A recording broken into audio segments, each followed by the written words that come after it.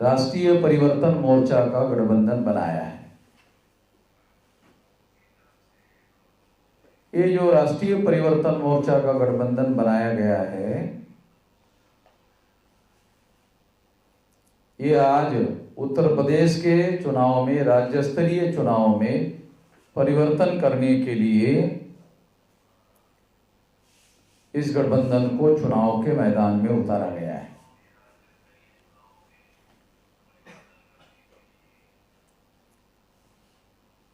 आप लोगों को याद होगा कि 8 तारीख को चुनाव आयोग के द्वारा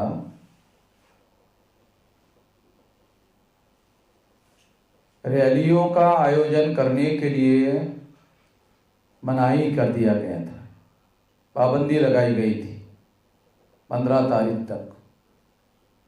और 15 तारीख को फिर ये अनाउंस किया गया कि 22 तारीख तक फिजिकल रैलियां नहीं ले सकते, इस तरह की पाबंदियां लगाई गई हैं। हो सकता है कि नरेंद्र मोदी जब फिजिकल रैलियां लेने का काम शुरू करे तब शायद ये रैलियां, फिजिकल रैलियां होने का कार्यक्रम शुरू हो सकता है। तो चुनाव आयोग आजकल भारत सरकार के डिपार्टमेंट की तरह काम कर रहा है, जबकि संविधान निर्माताओं ने चुनाव आयोग को ऑटोनॉमस स्टेटस दिया है, स्वायत्त दर्जा दिया है। मगर चुनाव कमिश्नर ये केवल मात्र भारत सरकार के अधीन काम करने वाला डिपार्टमेंट होकर रह गया है, ऐसा उनके व्यवहार से लगता है।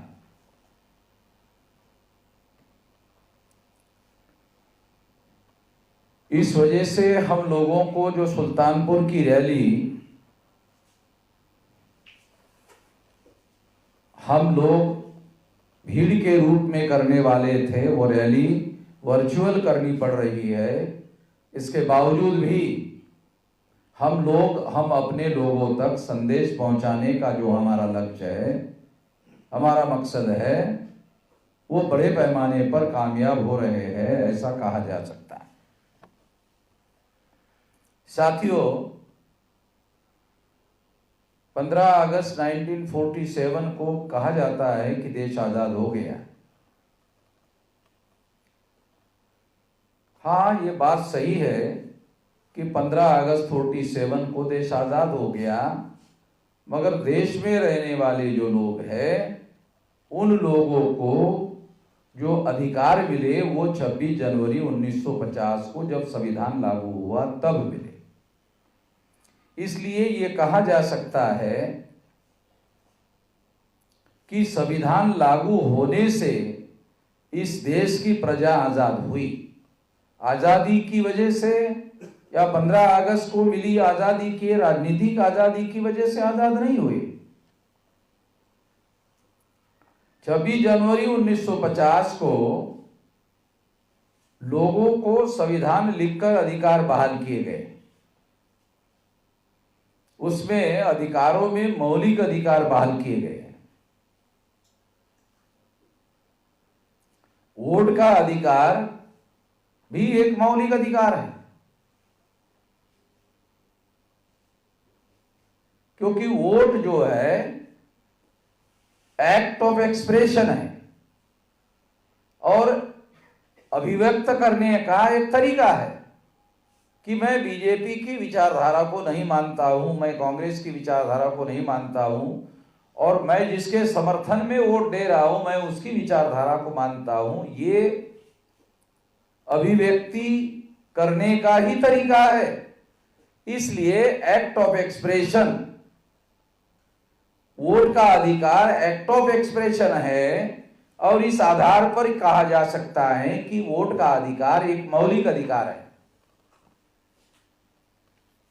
तो मौलिक अधिकार के आधार पर हम लोगों को अधिकार बहाल किए गए हैं। इस देश में मनुस्मृति के द्वारा जो अधिकार हनन किए गए थे वो दस्तावेजी रूप से संविधान के द्वारा हम लोगों को अधिकार बहाल किए गए। ये जो वोट का अधिकार है, ये वोट का अधिकार वन मैन वन वोट, यानी एक आदमी को एक वोट का अधिकार होगा। यानी यदि कोई जातीय आधार पर ऊंचा है, इसलिए उसके वोट का वैल्यू ज्यादा होगा, और जो जातीय क्रम में नीच जाति का माना गया है उसके वोट का वैल्यू कम होगा। ऐसा नहीं, तो वन मैन वन वोट, एक आदमी को एक ही वोट का अधिकार होगा, और one vote one value, one man one vote, इसको कहते हैं पॉलिटिकल इक्वलिटी, राजनीतिक समानता। भारत के सभी लोगों को राजनीतिक रूप से समान घोषित किया गया है। मगर जब संविधान सुपुर्द किया जा रहा था संविधान सभा को, राजेंद्र प्रसाद को, राष्ट्रपति को, संविधान सभा के अध्यक्ष को, तब कार्यक्रम में बाबा साहब अम्बेडकर ने भाषण दिया कि हम आज एक विसंगतिपूर्ण जीवन में प्रवेश कर रहे हैं। आज हम लोग राजनीति में सभी लोग समान माने जाएंगे, ये घोषित कर रहे हैं, मगर सामाजिक और आर्थिक जीवन में हम लोग समान नहीं हैं, हम असमान हैं। और इस वजह से वन मैन वन वोट तो हम लागू कर रहे हैं, मगर वन वोट वन वैल्यू समाज में नहीं है, देश में नहीं है। और जब तक ऐसा होगा तब तक ये देश का लोकतंत्र खतरे में बना रहेगा। जितना जल्दी हो सके उतना जल्दी वन वोट वन वैल्यू स्थापित करने का हम लोगों को प्रयास करना चाहिए। मगर जिन लोगों ने देश की सत्ता पर कब्जा किया, उन्होंने वन वोट वन वैल्यू समाज में प्रस्तापित करने के लिए कोशिश करने के बजाय उन्होंने उद्योगपतियों से सांठगांठ करके काला धन का प्रबंध करके चुनाव में काला धन लाया, और काले धन का इस्तेमाल करते हुए बहुसंख्याक लोगों पर अल्पसंख्याक ऊंचे जाति के लोगों का राज स्थापित कर दिया। विप्र जाति का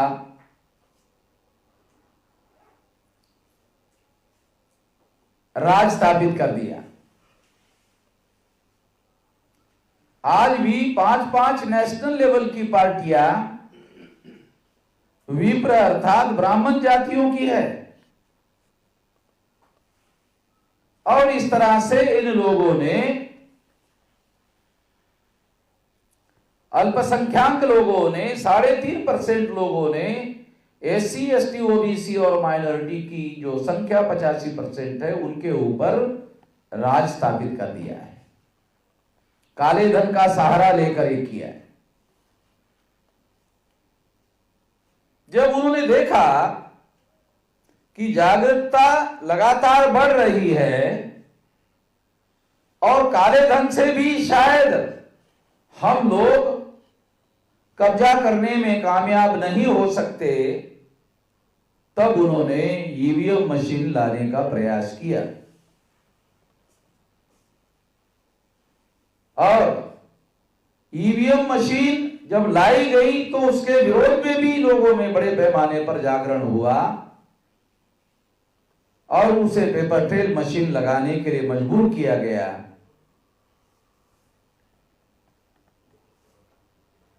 इस सिद्धांत के आधार पर यह मान्यता खुद सुप्रीम कोर्ट ने इस बात को माना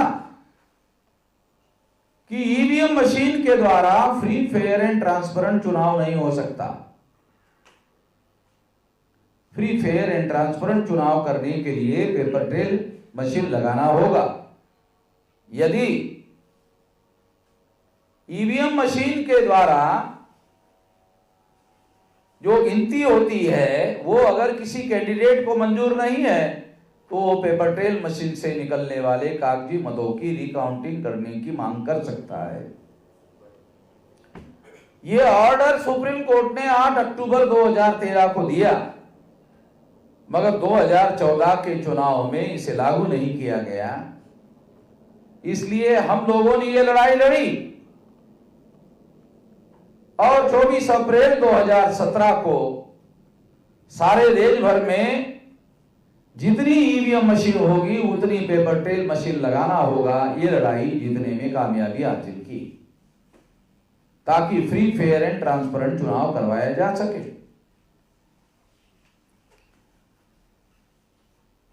इसके विरोध में भी साजिश की गई और 8 अप्रैल 2019 को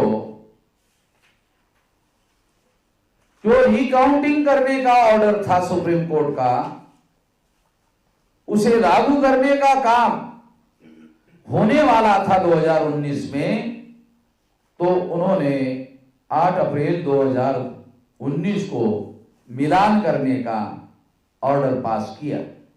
और जिस चीफ जस्टिस ने यह ऑर्डर पास किया वो जस्टिस भी 8 अक्टूबर 2013 के जजमेंट में पार्टी था। उसने खुद ही अपने जजमेंट के विरोध में जजमेंट दिया। हैरान करने वाली बात है। तो इस तरह से अल्पसंख्याक लोगों पर बहुसंख्याक लोगों का राज स्थापित करने के लिए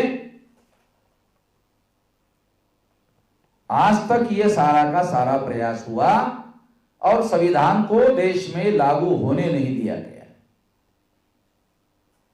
क्योंकि आजादी से हो सकता है देश आजाद हो गया हो, मगर देश की प्रजा तो संविधान से आजाद हो गई और संविधान पर अमल तब तक नहीं हो सकता जब तक रिप्रेजेंटेटिव डेमोक्रेसी भारत में स्थापित नहीं हो सकती।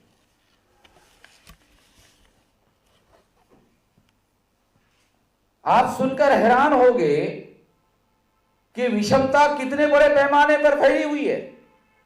अभी दावोस में हमारे देश के प्रधानमंत्री ने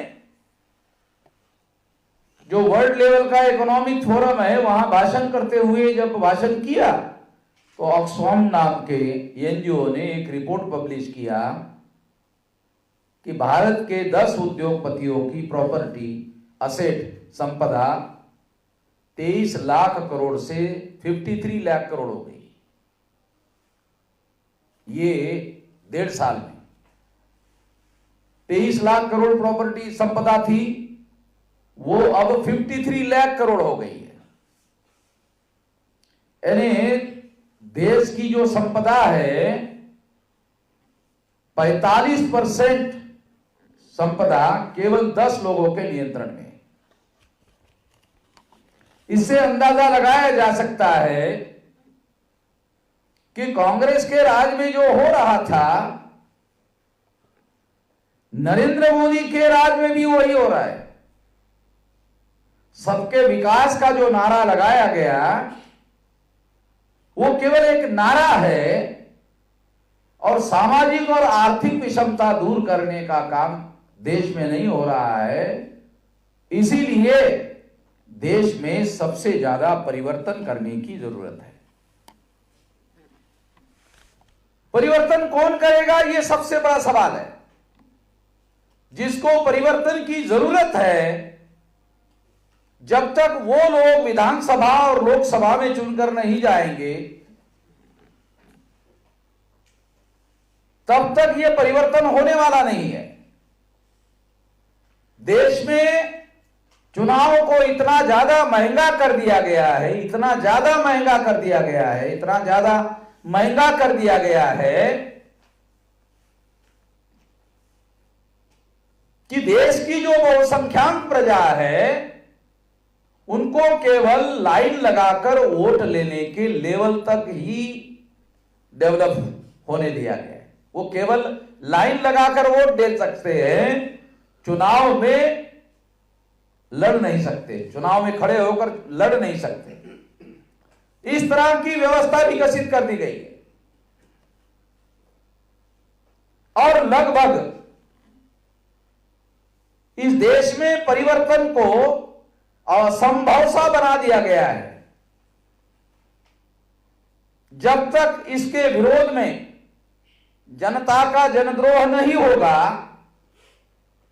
तब तक इसमें बहुत बड़ा परिवर्तन होगा, ऐसी संभावनाएं दिन ब दिन कम होती जा रही है। और इस वजह से परिस्थितियां बहुत ज्यादा जटिल हो रही है। भूखमरी से भी परिस्थितियां और ज्यादा जटिल हो रही है और रिपोर्ट यह कह रहा है कि अब एक्सट्रीम पॉवर्टी, पहले तो पॉवर्टी, बिलो पॉवर्टी शब्द यूज किया जाता था, अभी एक्सट्रीम यानी अत्यधिक भूखमरी का माहौल देश में बनाया जा रहा है ताकि लोगों को इलेक्शन में काले धन के आधार पर वोटों को खरीदा जा सकता है। इस देश में जो हजारों सालों से जिन लोगों ने अपना वर्चस्व बनाए रखा, वो वर्चस्व बनाने वाले जो लोग हैं वो लोग विकास के नाम पर सुराज्य की बात कर रहे हैं, विकास के नाम पर सुराज्य की बात कर रहे हैं। मगर इस देश में एससी, एसटी, ओबीसी और माइनॉरिटी को सुराज्य नहीं स्वराज्य चाहिए। हमें तुम लोगों का स्वराज्य नहीं चाहिए, हमें हम लोगों का स्वराज्य चाहिए, हमारा अपना राज्य चाहिए। हम तुम लोगों के अधीन नहीं रहना चाहते। तुम लोगों के अधीन केवल इस आधार पर कि तुम विकास करोगे, मगर तुम्हारे पास तो देश के विकास का एजेंडा है, देश में रहने वाले लोगों के विकास का कोई एजेंडा, कोई विकास की कोई योजना है नहीं। और इसलिए 75 साल की आजादी में रोटी, कपड़ा और मकान भी आप लोगों को दे नहीं सके। शिक्षा, स्वास्थ्य और रोजगार, रोजगार नहीं तो स्वयं रोजगार, स्वयं रोजगार नहीं तो रोजगार भत्ता, ये देने के काम में भी तुम लोग कामयाब नहीं है। यानी हम लोग तुम लोगों के अधीन रहेंगे तो ये हालत में किसी भी स्थिति में सुधार होने की संभावना नहीं है। इसलिए इसमें परिवर्तन होने की जरूरत है, इसमें परिवर्तन की आवश्यकता है। जब तक परिवर्तन नहीं होगा तब तक, और परिवर्तन का क्या मतलब है? परिवर्तन का मतलब है जिन लोगों को हजारों सालों से सताया गया है, प्रताड़ित किया गया है, उनके नियंत्रण में सारी व्यवस्था आनी चाहिए। तब तक, जब तक ऐसा नहीं होगा तब तक इस देश में वास्तविक परिवर्तन होगा ऐसा नहीं कहा जा सकता। इसलिए इस तरह का परिवर्तन लाने के लिए ये राष्ट्रीय परिवर्तन मोर्चा बनाया गया है। तो मैं सुल्तानपुर और सुल्तानपुर के बूथ लेवल पर रहने वाले तमाम लोगों को यह अपील करता हूं कि आने वाले समय में राष्ट्रीय परिवर्तन मोर्चा का जो भी गठबंधन आपके सामने आएगा और उस गठबंधन में खड़े रहने वाले जो कैंडिडेट होंगे, उन कैंडिडेट को जितवाने के लिए आप हर संभव कोशिश करेंगे, प्रयास करेंगे। मैं इस मौके पर इतना ही कहना चाहता हूं। आपने मेरी बात ध्यान से सुनी, इसके लिए आभार, धन्यवाद।